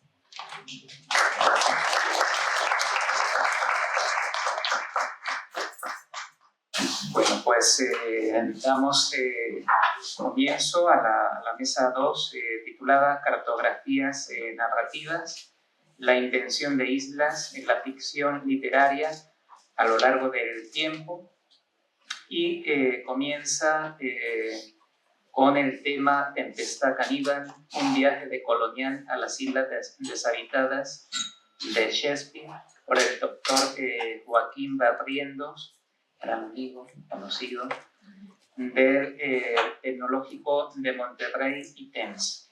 Adelante. Sí, muchísimas gracias, Alfredo. Déjame poner mi... No quiero pasar. Yo quería simplemente iniciar agradeciendo la invitación. Cuando vi que estaba Alfredo detrás del proyecto, me emocioné y quería tomar unos minutitos, primero para disculparme porque inmediatamente después tendré que salir porque tengo un viaje. Lo lamento que no puedo escuchar todas las ponencias, me las pierdo, una pena.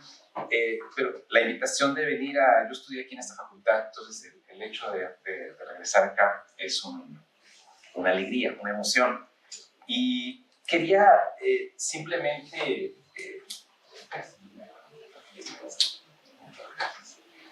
decir que, bueno, unos minutitos para festejar el tema del coloquio. La isla como un tropo de la modernidad, como algo que aparece y desaparece de los mapas, de la memoria, de los imaginarios. Esta apuesta que tiene el coloquio, desde que leí la invitación, me pareció sumamente interesante. ¿Eso? Es la flechita, ¿verdad? Sí, es la flechita de abajo. Porque la isla nos invita a reflexionar sobre el pensamiento menor, sobre el pensamiento invisibilizado, sobre lo que emerge, sobre lo criollo, sobre lo negro. La isla como una poética de la relacionalidad. Por eso les traigo a un martiniquense, Eduardo Lizán, que ha pensado sobre el archipiélago, sobre la tensión entre continente, masa e insularidad, ¿no? Esa relación poética que ataca lo continental, ¿no? Lo fijo, lo determinado, y habla de otras formas de existencia, del archipiélago como una forma de pensar. Yo creo que el coloquio nos invita a esa reflexión. Lo móvil, lo otro, lo menor, lo insular, establece lo que yo he llamado una geoepistemología de los imaginarios visuales sobre la cartografía, los saberes situados y lo que Eduardo Glissant también llamaba el todo mundo, ¿no? El todo mundo tiene que ver con la tensión entre la isla como el fragmento y la parte y la totalidad. Creo que la invitación del coloquio abre unas posibilidades de reflexión extremadamente interesantes. No me voy a detener mucho en esto, solo es dejar ahí los comentarios. Esta tensión entre la parte y el todo está claramente identificada aquí en el mapa descrito por Isidoro de Sevilla, ¿no? En el que la fantasía teológica es la de describir la totalidad y a la cual cuesta trabajo hacerle emerger partes que tienen que ser menores, porque si son tan mayores como algo continental, es como, ¿qué pasó? Que Dios se le olvidó el mapa con el que había creado la existencia del todo. Entonces la isla es realmente esa posibilidad para desmontar la narración de lo que está fijo, del relato que ha sido establecido. En esa tensión, la isla lo que nos permite es cuestionar el plan teológico militar de la cartografía como un aparato visual tecnológico de conquista de la diferencia, y lo que está en el argumento detrás de eso es la negación de la humanidad de los que no aparecen como continentales, ¿no? La figura del salvaje, del silvestre, lo ominoso, aparece ahí claramente representada, ¿no? Paso aquí una imagen como el mapa está sintetizado en la sinécdoque del caníbal para representar un territorio, es la canibalización o el canibalismo de Indias, y eso constituye toda una retórica de poder y de control sobre las tierras, hacer la guerra justa a los salvajes, y la esclavitud por naturaleza, el argumento aristotélico de que hay esclavos por naturaleza, ¿no? Se divide ahí, desde luego, una tensión entre sujetos del ser, que son reconocidos dentro del plan divino, y sujetos que son sujetos que no tienen derechos, sino que están en el plano del derecho solamente de la naturaleza. La violación aparece también, identificada aquí en esta gráfica, como lo salvaje, lo ominoso, es aquello que cuestiona la estabilidad del reino, la estabilidad del poder. No me quiero detener mucho, pero es lo que relata ahí es un salvaje que es encontrado violando a una de las princesas y es arrojado a la hoguera. Un mito que veremos que es fundamental para entender el trasfondo de la tempestad de Shakespeare, que es de lo que les prometo voy a hablar enseguida. Esta manera de plantear el problema de la isla, yo creo que Nicolás Guillén, el poeta cubano, lo dejó muy claro en un poema que se llama Lagarto Verde. Dice: junto a la orilla del mar tú que estás en fija guardia, fíjate, guardián marino, en la punta de las lanzas y en el trueno de las olas y en el grito de las llamas y en el lagarto despierto sacar las uñas del mapa. Un largo lagarto verde con ojos de piedra y agua. Esta Cuba de la que nos hablaba Alfredo hace rato es esa Cuba que demanda como relato menor su lugar en la cartografía, ¿no? Las islas que emergen, la monstruosidad marina, es algo que yo he llamado en algún momento la oceanografía de lo monstruoso, de lo bestial y de lo abisal. Ese lagarto verde al que se refiere Nicolás Guillén es desde luego una metáfora, una tensión narrativa con la imagen misma de América como un problema, ¿no? La invención de la isla quizás más monumental, la isla que más trabajo costó continentalizar América, es ese lagarto que saca las uñas al mapa y que, como lo ven aquí, claramente identificado con la bestialidad de ciertos animales, con la bestialidad de ciertas exuberancias salvajes, fantásticas de la naturaleza. No me detengo mucho en ello, la iconografía al respecto es bárbara, por no decir otra palabra, y el contraste en los mapas es claro, ubicando en la esquina superior izquierda a la Europa ataviada con su corona, con el cuerno de la abundancia, con la ley y el orden de la edificación, con la agricultura y el control de la naturaleza, como opuesto a la América desnuda, la América salvaje, la América bestial, y ven en la escena de la derecha, la escena caníbal, ¿no? Una mesa con la rosticería. No me detengo mucho al respecto, pero escenas tan fundacionales como esta, en la que el primer contacto entre Vespucio y la América, el hacer despertar a la América, está contextualizado con la glosa de la escena caníbal en el fondo, ¿no? Esto ha sido estudiado ya mucho, no hace falta tampoco detenernos en ello. Es la idea de la isla en América que se convierte se funde lo insular con lo continental a partir de la canibalización del territorio de las Indias. Ahí aparece este carácter tempestuoso de la isla de Bermudas como metáfora inicial de América en el texto de William Shakespeare de La Tempestad. Espero que hayan leído, no nos da tiempo de entrar al detalle.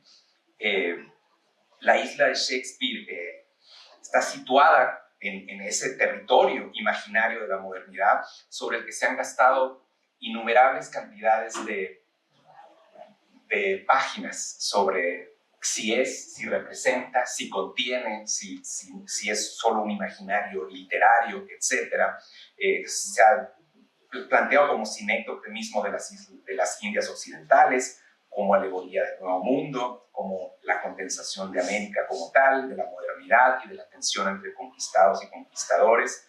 También otros historiadores y literatos de estudios de la literatura comparada han dicho que no hay conexión alguna, es un debate que es un debate además muy interesante, porque no es un debate entre cartógrafos, entre geógrafos e historiadores, sino entre intelectuales de los estudios culturales, de los estudios postcoloniales, de los estudios subalternos. Yo llamé a mi tesis, la hice sobre el arte contemporáneo, pero se trataba del arte latinoamericano como una geografía subalterna, ¿no? Esta subalternización de las identidades geográficas. Una de las personas que más ha debatido de estos campos ese problema es Stephen Greenberg. Como saben, es uno de los difusores del nuevo historicismo, ¿no? Y ese debate sobre el historicismo es cómo pueden decir los literatos que La Tempestad no tiene que ver con América, o sea, a partir de qué podemos decir que eso es así. Ese nuevo historicismo, y aquí tampoco me meto mucho porque está Sofía y yo estoy seguro que ella va a trabajar este tema, es especialista en el campo. El historicismo propiamente mexicano que se fundó aquí en estas aulas de la facultad, con Borman, ¿verdad? Y con muchos otros intelectuales, planteó esa necesidad de ubicar históricamente los problemas del texto y de la textualidad y hace una crítica a los estudios postcoloniales en retrospección. La historia de La Tempestad de Shakespeare es muy conocida. Les recomiendo no sobre esto, sino sobre el problema, digamos, del debate sobre la humanidad de los caníbales, este libro que apareció recientemente de Jauregui, sobre la condición biopolítica de la negación del trabajo forzado esclavo en la América. Es un libro reciente. La historia de La Tempestad de Shakespeare es conocida, ha sido estudiada y celebrada porque contiene todos los elementos para plantear esta dimensión etnocartográfica, lo que llamo la ontocartografía o la etnocartografía, así como la cartografía fija ciertas esencias identitarias y niega otras, y cómo las caracteriza etnográficamente como alteridades o como identidades fundacionales. Y creo que el guión de La Tempestad tiene todos esos elementos. La acción tiene lugar en una isla gobernada por Próspero, como saben, antiguo duque de Milán, traicionado por su hermano Antonio, quien le quitó el derecho de sucesión del reino de Milán. Próspero habita desterrado en esa isla junto a su hija Miranda. La trama comienza con una tempestad desatada por el propio Próspero a través de fuerzas mágicas que le provee su esclavo Ariel, un ángel nativo y su fiel sirviente. El objetivo de la tempestad es estratégico: hacer encallar el barco en el que va viajando su traidor hermano para, junto con una serie de confabulaciones mágicas, hacer casadera a su hija con uno de los príncipes que va viajando ahí, Fernando, y recuperar su reino. Es decir, la trama es el uso del cuerpo de la hija para la recuperación y la continuación de la propiedad de la tierra y el usufructo de la naturaleza. Ese es el contexto en el que se desata la tempestad. En el alter ego se desarrolla la trama, se va desarrollando la trama de la posesión del reino. Aparece la figura de Calibán, otro esclavo de Próspero, pero en este caso es el esclavo, el mal salvaje, el esclavo insumiso, taíno, que se disputa con el invasor, con Próspero, la legítima propiedad de la isla. Calibán es acusado en el relato por ser insumiso, pero además por intentar violar a Miranda. Y por eso les ponía es una figura que está atravesando a mucha de la literatura y de los mitos del occidentalismo. En la escena 2 del primer acto, Próspero dice a Calibán: pérfido esclavo a quien no conmueve el cariño sino los golpes, a pesar de ser tan inmundo como eres, te traté como un hombre, acomodándote en mi propia gruta hasta que trataste de violar a mi hija Miranda, ¿no? Y Calibán le dice: tú me robaste mi isla, esta es una isla que yo heredé de mi madre, Sycorax, oh Setpos, qué hermosos espíritus, qué elegante tal. Bueno, es decir, hay un debate, digamos, por la propiedad de la isla. Las lecturas entre los estudios culturales subalternos y postcoloniales se debaten si Calibán si representa a América o al Nuevo Mundo. Pues en el relato de Shakespeare aparece como sumiso al final, porque le otorga la propiedad de la tierra y un final feliz. Es una tragedia cómica en el sentido de que se resuelve de manera positiva, y esa tensión entre un Calibán sumiso o no ha dado pie a toda una fundación de los estudios latinoamericanos sobre cultura y poder en la tensión entre Próspero, Ariel y Calibán. La propuesta simplemente de hacer la lectura hoy es mover y poner a la isla como protagonista. ¿Qué pasa cuando ponemos a la isla como protagonista? Que en el texto de Shakespeare pone ahí claramente una escena que se desarrolla en una isla deshabitada. Pero cuando uno va leyendo el texto, no es una isla deshabitada. Es una isla en la que no solo vivía ya Ariel, uno de sus esclavos, sino el propio Calibán. Resulta que a la madre de Calibán, Sycorax, es una hechicera. Es el momento inaugural del periodo de cacería de brujas como principio de construcción de la modernidad, ¿no? Y como principio de acumulación. Argelina, hechicera de ojos azules, es decir, tiene todos los mitos que Silvia Federici nos ha dado a entender como parte de esta matriz de poder de la modernidad. Es desterrada de Argelia y enviada a la isla embarazada del propio Calibán, ¿no? Entonces, la tensión cuando ponemos a la isla deshabitada como protagonista es que resulta que en el protagonismo de la isla está dado la tensión por el paradigma tutelar, algo que han llamado los historiadores, que es todo el debate teológico y militar y cartográfico por demostrar que si los salvajes del Nuevo Mundo no son propiamente humanos, entonces se les puede desposeer de la tierra. Si son caníbales o muy parecidos a los caníbales, por eso la importancia del libro que les decía de Jáuregui, porque dicen, sí, Bartolomé de las Casas defiende a los indios, pero no solo los deja en el nivel más bajo del carácter de lo humano, sino instrumenta biopolíticamente el paradigma tutelar. Es decir, sí, son casi humanos, pero no se pueden gobernar a sí mismos, requieren del gobierno de Próspero. Calibán, sí, sumiso, puede ser que sea su isla, pero requiere del gobierno de Próspero para tal. Entonces, bueno, lo que la tempestad nos pone es que estos personajes, esta isla no es deshabitada, tiene propietarios, hay un parangón, una historización muy clara, contenida. A los historiadores y geógrafos y cartógrafos tienen debates interesantísimos al respecto de cómo en el texto de Shakespeare están los relatos de Bermudas, los naufragios y el carácter tempestuoso de la propia isla de Bermudas. Y también aparece en el texto la aguda y detenida lectura que hace Shakespeare de Montaigne, de los textos de Montaigne y su apología del buen salvaje, del buen caníbal. En uno de sus ensayos habla del opuesto entre el caníbal y el europeo, diciendo nos quejamos mucho de los caníbales del Nuevo Mundo, los caníbales somos los europeos por el tipo de modernidad que tenemos. Eso lo pone el propio Shakespeare en palabras de Gonzalo, uno de los personajes, que literalmente toma las palabras de Montaigne y las pone ahí.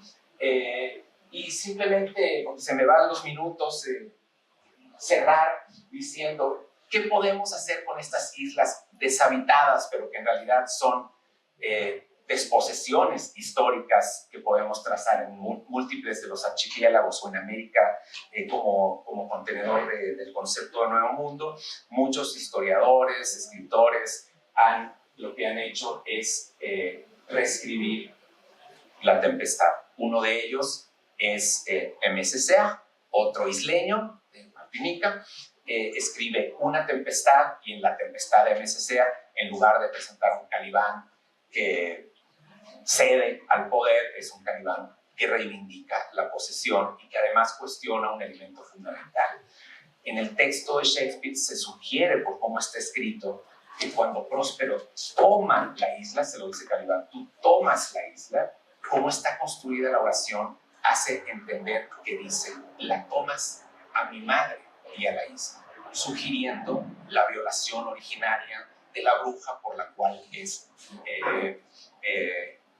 desterrada, y la violación de la tierra como desposesión del heredero legítimo de la tierra, que es Calibán. Entonces, la tempestad caníbal es ese aparato militar, teológico, cartográfico de la modernidad que utiliza el concepto de isla y de la no habitabilidad de la isla como propietarios originales para hacer operar ese aparato de guerra. Voy a partir, muchas gracias.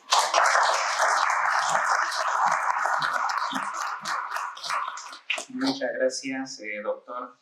Pasamos a continuación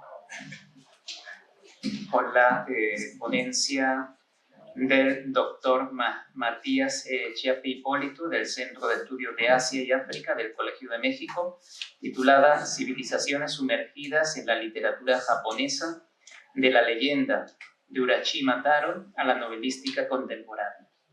Bueno, primero, muchas gracias por recibirme aquí. Yo me formé en la Facultad de Filosofía y Letras en la Universidad de Buenos Aires y ahora trabajo en el Colegio de México. Bueno, este es mi espacio, quiero decirlo. Así que estoy muy contento de estar en la Facultad de Filosofía y Letras de la UNAM. Y en lo que fue una casualidad, en realidad, yo escribí un artículo a fin del año pasado, que lo envié a evaluación en diciembre, sobre estas leyendas que les voy a presentar hoy, de Islas Sumergidas, y en enero o febrero vi la convocatoria del coloquio, entonces dije, bueno, tengo que participar, ¿sí? ¿No? Una casualidad muy, muy grata. Bueno, hoy entonces les voy a presentar la leyenda de Urashima Taro, que es un pescador muy humilde que es transportado a un reino submarino, que a veces es presentado justamente como isla submarina o hundida, un reino mágico. Y también les voy a presentar el mito de Uriujima, que es una isla supuestamente, que existió supuestamente al sur de Japón y que se hundió, así como la Atlántida, luego de, o se habría hundido como la Atlántida luego de un desastre natural. Les voy a presentar esas dos islas, voy a hacer alguna interpretación de cada uno de estos relatos en función de su valor en términos de mantener una cohesión social y también una lectura en clave budista de ambos. Y finalmente voy a mencionarles algunas novelas contemporáneas, que sobre todo el género conocido como ficción climática, cli-fi, ¿no? Que hoy en día está muy en boga en Japón y que todas tratan de islas o islas sumergidas o islas ficcionales o islas desaparecidas, etc. Así que, bien. Sin embargo, antes de abordar este corpus, quisiera señalar que, al igual que en otros países insulares, bueno, el concepto de isla tiene en el caso de Japón una función simbólica muy particular, encarnando, ¿no?, ideas de comunidad, identidad y refugio.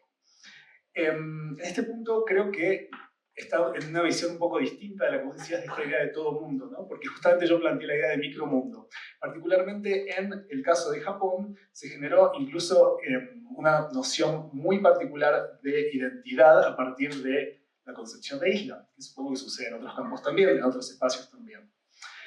De hecho, ha generado potentes autoestereotipos entre los japoneses, y uno de ellos es esta idea de mentalidad de isla, lo que en japonés se conoce como Shimaguni Konjo, que sería un sentimiento de orgullo, autosuficiencia y tendencia a priorizar la cultura y las tradiciones japonesas por encima de las influencias extranjeras, ¿no?, cuyas raíces, de hecho, datan de los siglos XVII a XIX, que es un periodo en el que Japón estuvo muy limitado en su contacto con el resto de los países del mundo.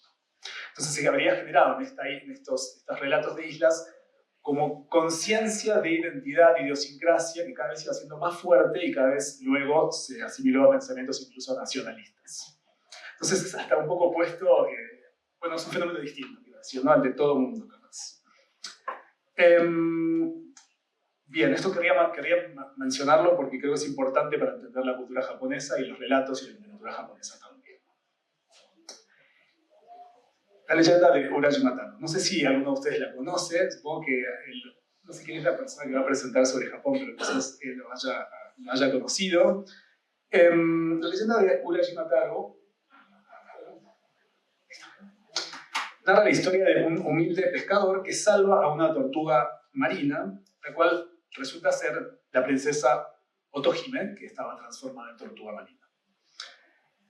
Esta leyenda guarda algunas similitudes con leyendas chinas previas, que solo circulaban en Japón de forma oral en los siglos más o menos 7 y 8, y que luego fueron transcritas por los nobles de la época, de los siglos 7 y 8, en distintas crónicas imperiales.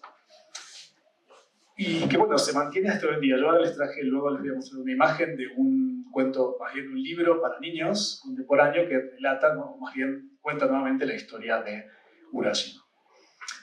Entonces, bueno, Urajima salva a esta tortuga que resulta ser la princesa, y como recompensa por salvar a la princesa es invitado al palacio submarino barra a veces isla, ahora les voy a mostrar una imagen, conocido como Ryugu-jo, que es la morada del rey, del dios marino, perdón, del dios dragón del mar, Ryujin. Y ahí, bueno, él disfruta, ¿no?, de festines, de regalos, de placeres que en este espacio casi utópico, idílico, le conceden. Entonces, bueno, con el pasar del tiempo, o más bien con el pasar de unos días, la nostalgia invade a Urajima y decide regresar a su hogar. Sin embargo, al volver, bueno, regresa y decide regresar, descubre que su pueblo ha desaparecido por completo y que sus seres queridos han envejecido. Mientras que él sintió que solo pasaron unos días, ¿no?, en este reino submarino. Entonces, desconcertado, abre una caja que le había regalado la princesa cuando estaba en el reino submarino, y esta caja libera una nube oscura que lo transforma a él en un anciano.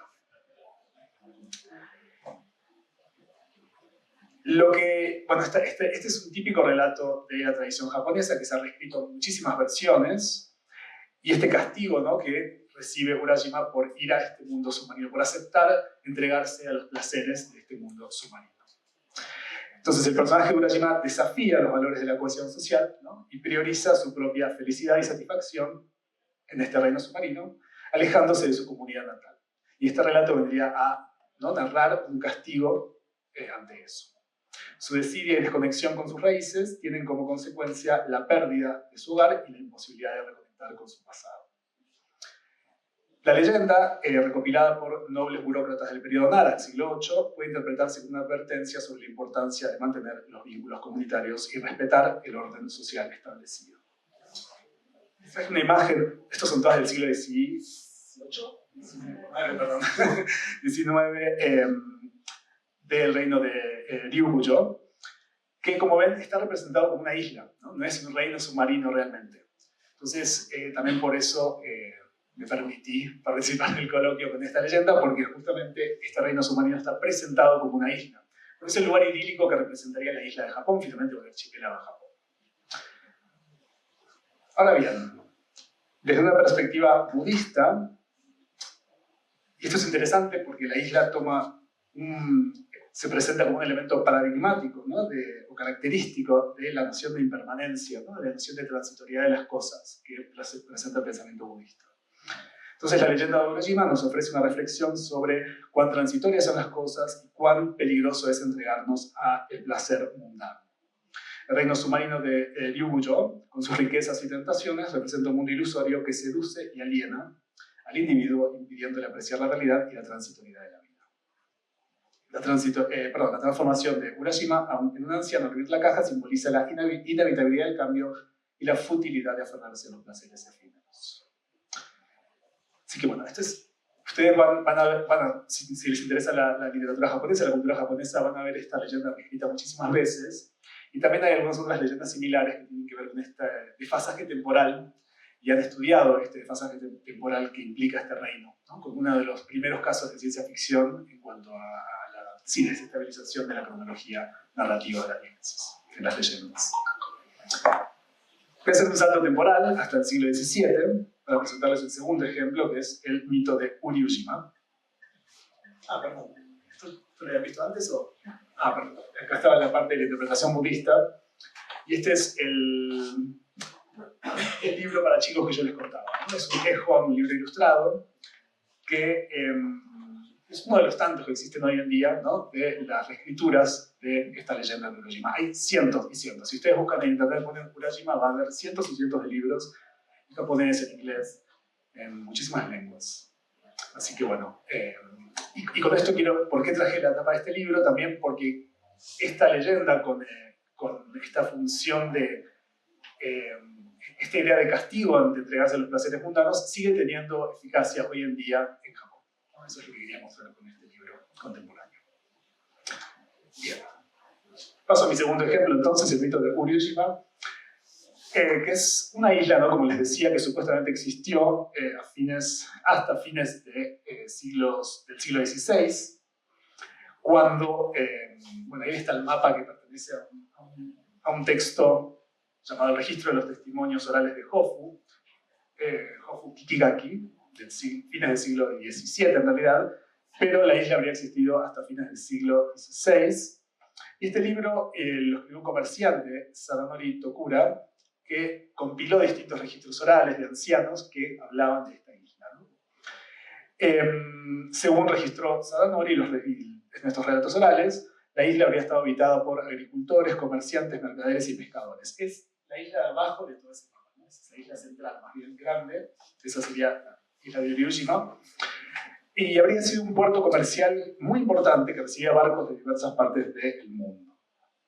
Sin embargo, como ya les decía, a fines del siglo XVI, un terremoto habría derrumbado un pequeño monte que existía una pequeña montaña que existía en esa isla, y habría provocado un tsunami que a la vez habría hundido a la isla, dejando solo una séptima parte de la población con vida. El mito de Uryūjima se enmarca en un contexto histórico en el cual Kyushu, en la zona del sur de Japón, en donde habría estado esta isla, era un centro clave del comercio global en el siglo XVI, conectando a Japón con China, Corea y el sudeste asiático y las potencias europeas también. El clan samurái Shimazu de Satsuma controlaba esta zona y era una zona realmente rica y poderosa. Entonces, el mito de Uryūjima viene un poco a plantear la posibilidad de que eso se desvanezca también, ¿no?